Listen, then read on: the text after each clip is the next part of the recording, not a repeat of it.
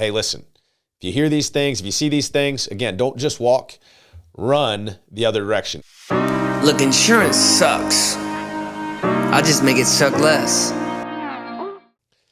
AEP is officially over. OEP is officially over. You know what that means. It's time to move those contracts.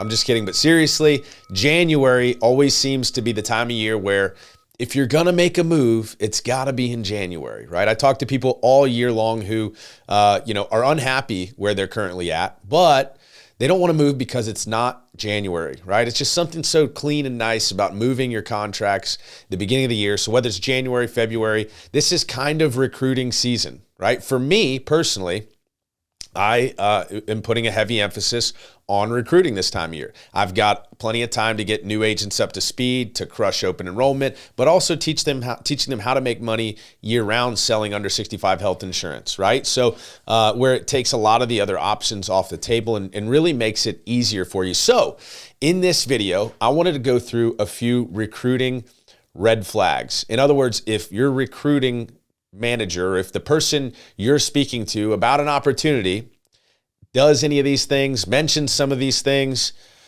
don't just walk out of the room, run, right? Because these are recruiting red flags. I've got 5 of them, then I've got a bonus for you. There are probably 500 that I could come up with, but these are the big ones, okay, that I can come up with that, hey, listen, if you hear these things, if you see these things, again, don't just walk, run the other direction. Or better yet, pick up the phone, call me, we'll get you connected.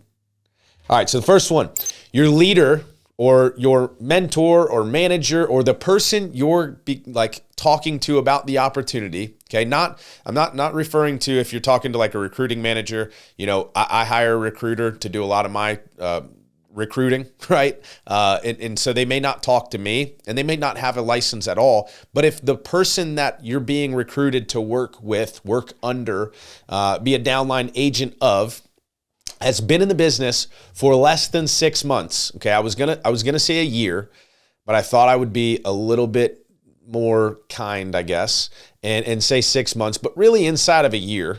Okay, is something to be a little bit unsure of, right? I'm not saying it's not possible to have somebody come in and just has natural leadership ability, and after 12 months, they begin to build a team. Okay, I did that. I would be a hypocrite to say that anybody inside of 12 months is no good. Don't go work with them. Okay, you definitely want to have a little bit of a track record inside of 6 months. Okay, somebody inside of 6 months. I just recently had somebody send me some screenshots that he had just gotten licensed. Some guy's trying to recruit him. That same guy is in my inbox saying how he can't wait to get on my level and he just started and he's doing really well. And then I tie the 2 and 2 together and I realized this guy is trying to recruit this guy to his team and he doesn't even have yet, and he just started 6 months ago. Now I love that, right? That's it's good for that guy that he's got so much zeal and like passion for what he's doing that he wants to recruit only 6 months in. I would never, like, even if I had an agent that was doing that, I wouldn't like halter them, right? I wouldn't slow that person down. I would say, hey, that is a passionate person, but I would let that agent know, hey guy, you've been crushing it, dude. I'm really stoked for you. You're one of my top new agents. And one day you're going to have a really, really massive team. Anybody that you talk to between now and then, we'll bring them in, right? We can absolutely bring them in. They're going to come in direct to me. And when you're promoted to a leadership role, okay, those individuals will go under you. We can sign a contract, whatever we need to do. You can ask any one of my agents. This has always been a program. If you came in as a new agent and on day 1, you wanted to recruit another agent, I would absolutely accept that. I would absolutely say, hey, listen, that's great. Go tell your friend about what you're doing. Just make sure that you're honest with them and that you just started and that you don't really know what you're doing, but you know somebody that does and that they can talk to that person, me, right? And I will share with them what the opportunity is like, what it isn't like, give them realistic expectations. And then if the day comes, or when the day comes that individual is promoted to a leader, hey, you brought them into the business, we'll put them into your hierarchy, okay? You'll start with that person on your team. And we can have those conversations and carve out exactly what that path looks like for the individual that wants to grow into leadership. So again, I'm not trying to say that if you are new to the business and you're passionate and excited, don't start to recruit, right? It's cool that you're doing that, but if you're less than 6 months into this business, or if you're looking for a new opportunity and you're talking to somebody that's been in the business for less than 6 months, again, run the other way. Number 2, this is a big pet peeve of mine, offering top comp to brand new agents. Okay, what I mean by that is, or just offering top comp in a very generic ad, like, hey, come work with us. We offer top comp. It's like, so does everybody else, okay?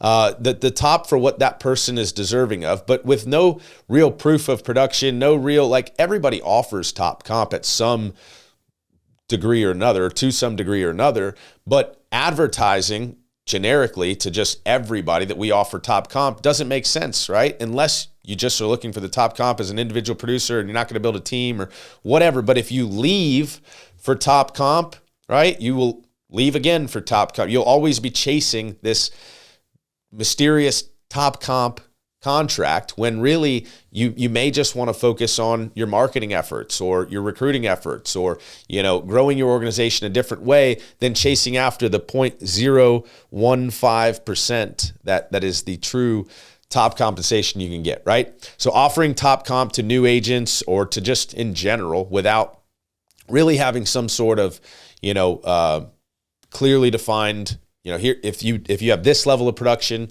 you're eligible for this comp. If you have this level of, now I'm not saying again that offering low comp or extremely low comp or, half of a half percent is a good thing to do, right? But let's be reasonable.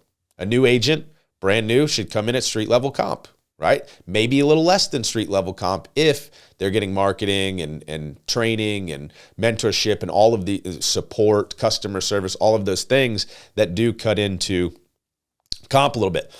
Another big one, okay? Your comp, your commission is tied to recruiting. So this goes back to the first point. If you come into an organization or if you're looking to go into an organization that is tied to, hey, if you bring in 5 people, we're going to boost your comp to this. If you bring in 10 people, we're going to boost your comp to this. Again, great to have these goals and these benchmarks, but you haven't even technically started and they're already talking about you recruiting your friends and family to tie to your income, right? Like to generate your income. That's an MLM. That's not an insurance agency. And listen, insurance companies are built like MLMs. Let's just be honest. However, if you haven't sold a policy a day in your life and you're being told to recruit agents to do so, might not be a good one. Okay. Number 4, unrealistic expectations. What I mean by this is not the recruiter or not the person that you talk to that says, listen, we want you working 60 hours a week. We want you making 600 phone calls a day. You're going to be generating, 10,000 leads a week, blah, blah, blah. Hey, that's great. I mean, that makes it sound really, really difficult, right?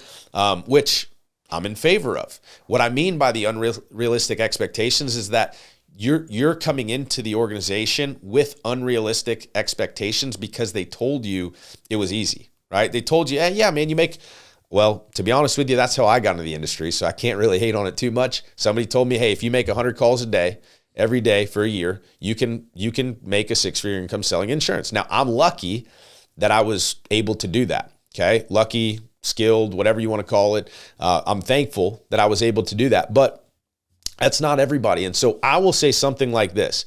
Hey, listen, I'll tell my story. Listen, I got an insurance because I was told that if I make 100 calls a day, I could sell a few of those a week and make $100,000 a year. And I thought, why not, right? I was digging ditches. Literally, I was doing construction and I found this. But I'm here to tell you, it's not always that easy. I was really lucky. I worked really hard. I was working 8 a.m. to 8 p.m.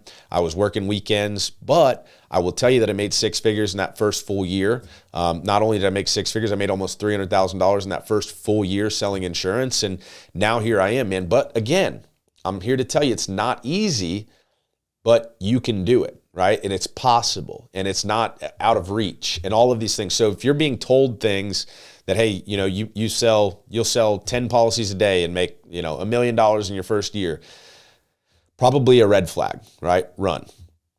Number 5, and I'll finish with this. Actually, I've got a bonus one for you, but I'll finish with this because one of my biggest pet peeves, something that you'll not see me do, even when I'm making a video about maybe that has some sort of ties to other organizations. I'm not going to name drop. I'm not going to bash other organizations. Listen, if it's working, can't knock it, right? If it ain't broke, don't fix it type thing. But this is one of my pet peeves, is when recruiters or managers, leaders, whatever, your mentor that you're talking to about an opportunity speaks negatively about other companies. I feel the same way when an agent comes to me and wants to work with me, but they're bad-mouthing, this organization over here, when I know damn well this organization over here provides good, sound structure and coaching and training and leads and whatever else, and this person failed, and they come to me and they're like, well, that agency sucks, they didn't help me, or that company, FMO is horrible, and they did this and that and the other. But I know other people that have FMO that are very successful. Well, that means the responsibility falls on the person that is not being successful. So likewise, I don't like when recruiters are talking negatively about other companies. If you are looking to come into an organization and they're talking badly about the other organization you used to work with, or whatever, if they're talking negatively about that, that's probably a bad sign. Definitely a red flag. Run the other way. And then lastly, this one just popped up recently, so it just kind of came to my mind.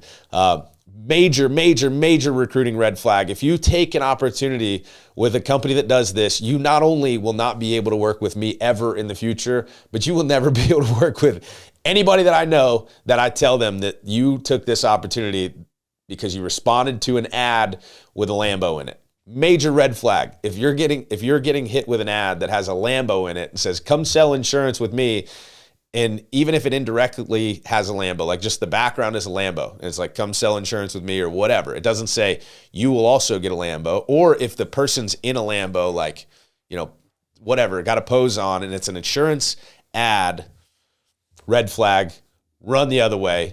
So what do the agents enjoy most about working with the team, whether it's here in the office or virtually?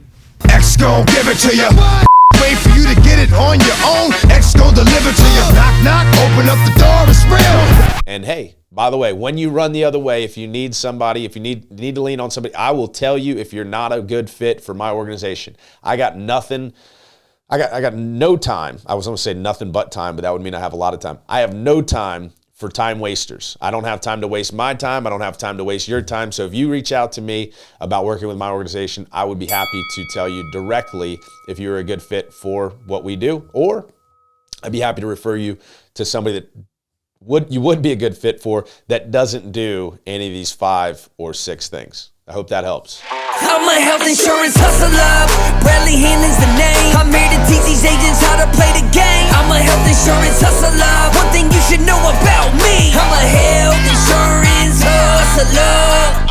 BradHannon.com.